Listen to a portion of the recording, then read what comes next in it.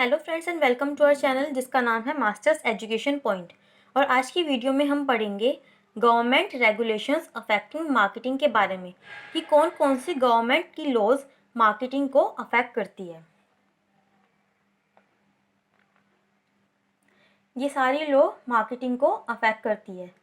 The Indian contract act 1872, sales of goods act 1930, the industries development and regulation act 1951, Prevention of Food Adulteration Act 1954, the Drugs and Magic Remedies Objectionable Advertisement Act 1954, Essential Commodities Act 1955, Companies Act 1956 जो कि अब Companies Act 2013 हो गया है,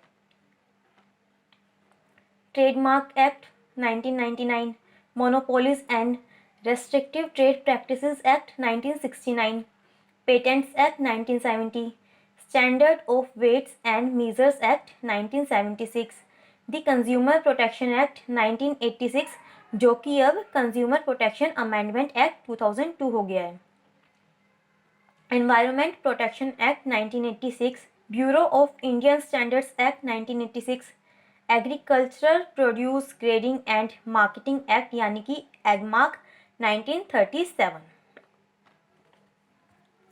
first है Indian Contract Act 1872 regulates the economic and commercial relations of citizens. The scope of this act extends to all such decisions which involve the formation and execution of a contract. The essentials of a valid contract are specified and examined in detail. A contract is an agreement enforceable at law between two or more persons by which rights are acquired by one or more to act or forbearances on the part of the other or others. The Act also specifies provisions for the creation of an agency and the rights and duties of a principal and an agent. अब ये जो act है वो citizens के economic और commercial relations regulate करता है।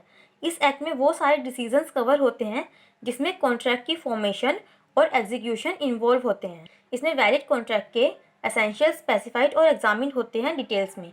एक कॉन्ट्रैक्ट एक एग्रीमेंट होता है जो कि लॉ के द्वारा एनफोर्सेबल होता है, जो दो और दो से अधिक लोगों के बीच होता है। यह एक्ट एजेंसी क्रिएशन के प्रोविजन भी स्पेसिफाई करता है और इसमें प्रिंसिपल और एजेंट के राइट्स एंड ड्यूटीज भी स्पेसिफाइड है।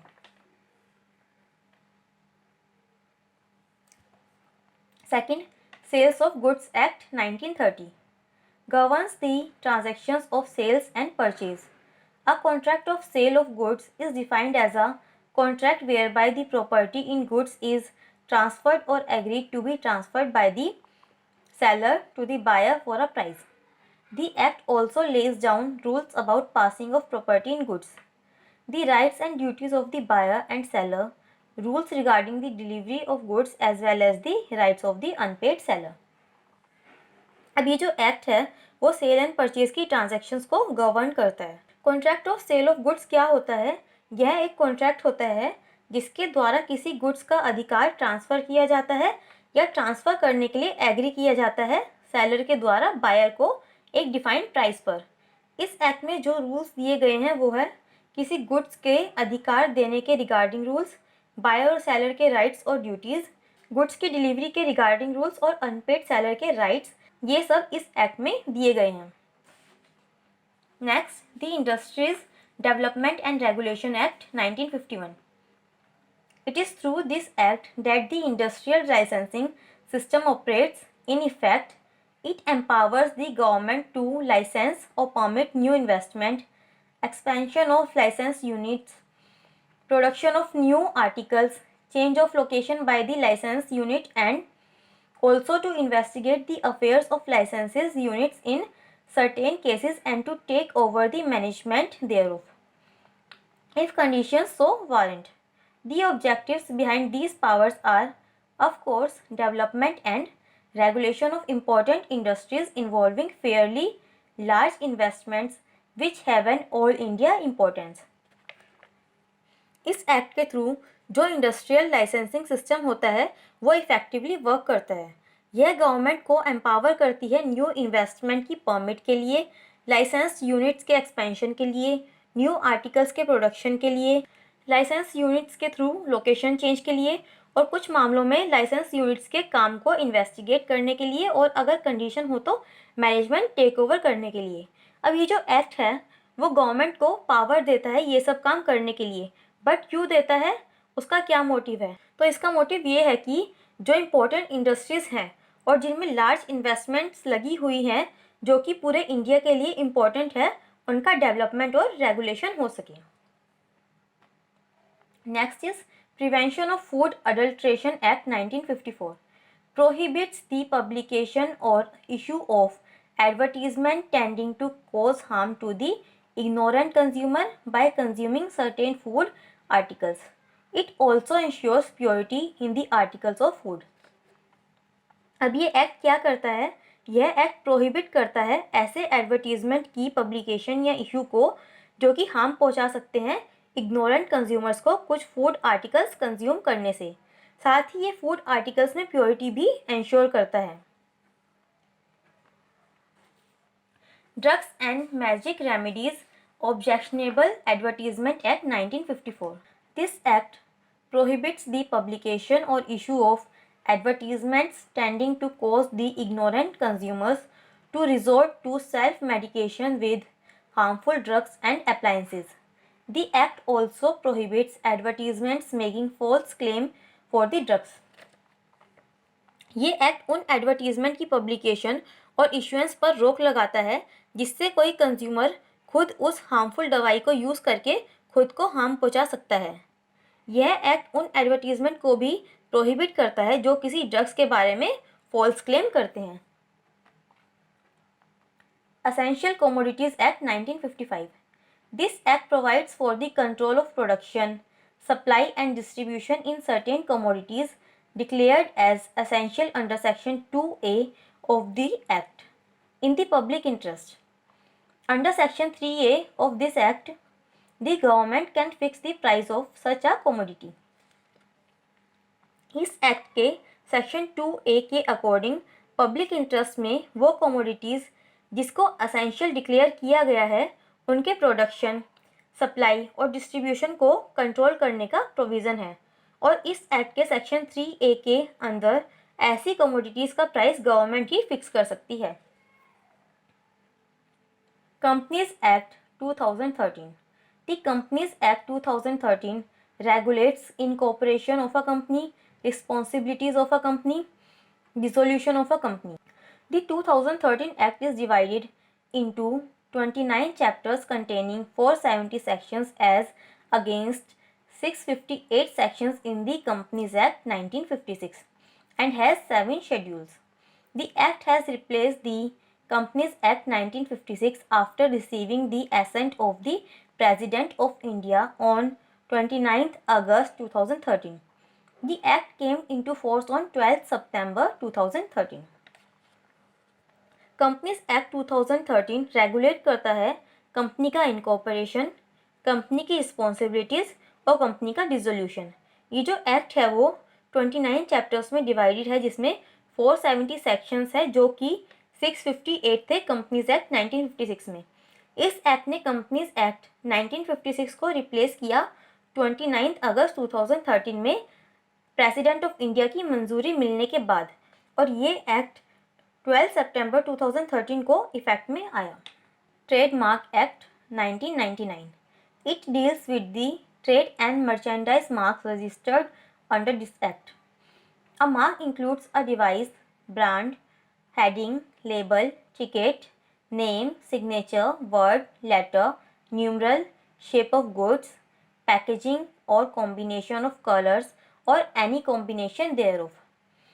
A trademark is a distinctive symbol, title or design that readily identifies the company or its product.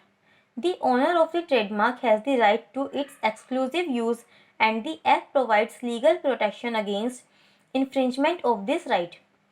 A trademark is registered for a maximum period of 10 years and is renewable for a similar number of years each time the period of 10 year expire.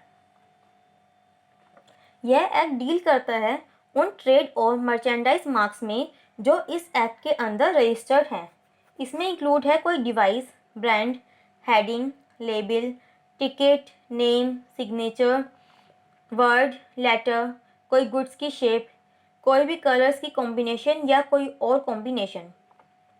Trademark एक अलग तरह का symbol, title और design है जिससे इसके product की और कंपनी की पहचान अलग से की जा सके। जो इसका ओनर होता है ट्रेडमार्क का, उसे इसके एक्सक्लूसिव यूज़ का राइट है और इस राइट के इन्फ्रिंजमेंट में उसे लीगल प्रोटेक्शन भी मिलती है। ट्रेडमार्क 10 सालों के लिए रजिस्टर होता है और उसके बाद 10 साल के लिए फिर रीन्यू करा सकते हैं जितनी बार एक्सपायर होगा। Next, monopolies and Restrictive Trade Practices Act 1969. This act provides for the control of monopolies, for the prohibition of monopolistic, restrictive, and unfair trade practices, and for matters connected therewith or incidental thereto. इस act में monopoly के control, monopolistic, restrictive और unfair trade practices और उससे connected matters पर prohibition के provision हैं। Patents Act 1970. Provisions of this act are attracted especially where the company intends to produce patented products. A patent is the exclusive right to own, use and dispute of an invention for a specified period. The patent is granted by the central government to the first inventor or his legal representative. इस act के provision specially attract होते हैं जहां company patented products को produce करना चाहती है। Patent जो है वो एक्सक्लूसिव राइट है उसके इन्वेंटर को उसको यूज़ करने का, अगर कोई डिस्प्यूट अराइज होता है उसे सेटल करने का for a specified period. Patent central government के थ्रू ग्रांट किया जाता है उसके इन्वेंटर या उसके लीगल रिप्रेजेंटेटिव को। Standard of Weights and Measures Act 1976. This act specifies the quantities in which products can be packed.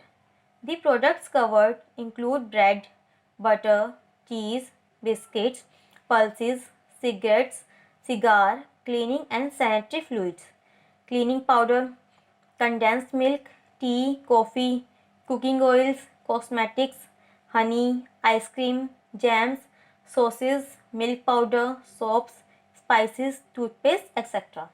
यह एक्ट वो क्वांटिटी स्पेसिफाई करता है जिसमें कोई भी प्रोडक्ट्स पैक किया जा सके। इसमें कवर प्रोडक्ट्स में इंक्लूड है bread, butter, cheese, biscuit, pulses, cigarette, cigar, cleaning and sanitary fluid, cleaning powder, condensed milk, tea, coffee, cooking oil, cosmetics, honey, ice cream, jams, sauce, milk powder, soaps, spices, toothpaste, etc. Consumer Protection Amendment Act 2002. The act is intended to provide better protection of the interest of consumers and for that purpose make provision for the establishment of Central Consumer Council, State Consumer Councils, District Consumer Councils and other authorities for the settlement or consumers' disputes and for matters connected therewith. The Act provides the consumer right to be protected against marketing of goods which are hazardous to life and property, to consumer education, to be informed about the quality, quantity, potency, purity, standard and price of goods, thereby protecting the consumer against unfair trade practices, to be heard and to be assured that consumers' interest will receive due consideration at appropriate forums, to seek redressal against unfair trade practices and unscrupulous exploitation of consumers. इस act का जो motive होता है वो consumers के interest को protection देना होता है और इस पर्पज़ के लिए central consumer council, state consumer council, district consumer councils की स्टैब्लिशमेंट के लिए और कंज्यूमर डिस्प्यूट सेटलमेंट और कंज्यूमर्स डिस्प्यूट या उससे रिलेटेड मैटर्स के लिए प्रोविज़न बनाए हैं।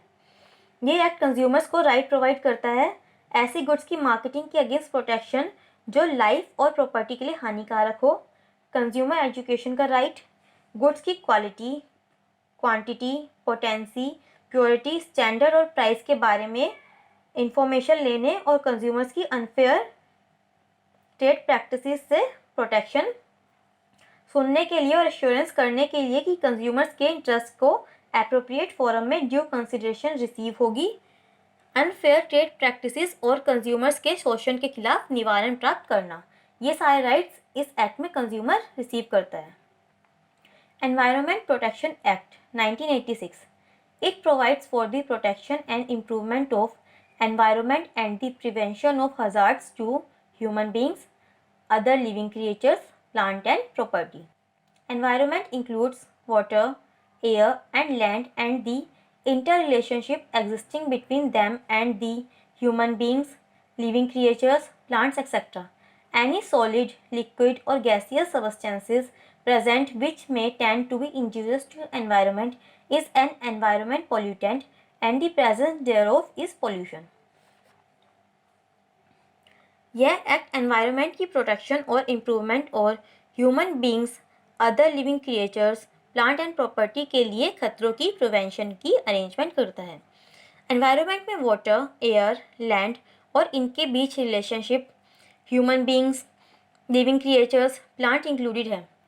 कोई भी सॉलिड, लिक्विड और गैसियस सब्सटेंस जो कि एनवायरनमेंट के लिए इंजूरियस हो सकता है वो एनवायरनमेंट पोल्यूटेंट और उसकी प्रेजेंट पोल्यूशन कहलाती है। Next is bureau of Indian standards act 1986 provides for the establishment of a bureau for the harmonious development of the activities of standardization, marking and quality certification of goods and for matters connected therewith or incidental thereto. यह act provide करता है bureau की establishment, standardisation, marking और quality certification goods की और उससे related matters के harmonious development के लिए। Agricultural produce grading and marketing act यानी Agmark 1937। This act provide for grading and standardisation of agricultural commodities. The main commodities graded are vegetable oil, ghee, cream, butter, eggs, wheat flour, rice, cotton, gur, honey and ground spices. The graded goods are stamped with the seal of the Directorate of Agriculture, Marketing and Inspection, Ministry of Rural and Employment, AGMARK. The seal is an assurance of quality and purity to the buyers of the original products. In case AGMARK goods are found to be of poor quality or defective, the consumer can complain to the Agriculture Marketing Advisor at Directorate of Marketing and Inspection. इस act में agricultural commodities के grading और standardisation का provision है। इनकी grading में vegetable oil, ghee, cream, butter, eggs, wheat flour, rice, cotton, गुड़, honey और ग्राउंड स्पीसीज इंक्लूडेड है। इन ग्रेडेड गुड्स पर directorate of agriculture, marketing and inspection, ministry of rural and employment की सील लगाई जाती है। ये सील जो होती है वो ओरिजिनल प्रोडक्ट्स की क्वालिटी और प्योरिटी की एश्योरेंस होती है। अगर एगमार्क गुड्स डिफेक्टिव या पुअर क्वालिटी की पाई जाती है तो कंज्यूमर कंप्लेन कर सकता है directorate of marketing and inspection पर एग्रीकल्चर मार्केटिंग एडवाइज़र को। तो आज की वीडियो में बस इतना ही। अगर आपको हमारी ये वीडियो पसंद आई हो तो लाइक शेयर ज़रूर करें और ये लाल वाला बटन भी दबाना ना भूलें जिससे कि मेरी कोई भी आने वाली वीडियो आप मिस ना कर पाएँ। और अगर आपका कोई टॉपिक है जिसमें आपको प्रॉब्लम है तो आप हमें कमेंट करके बता सकते हैं। Thank you.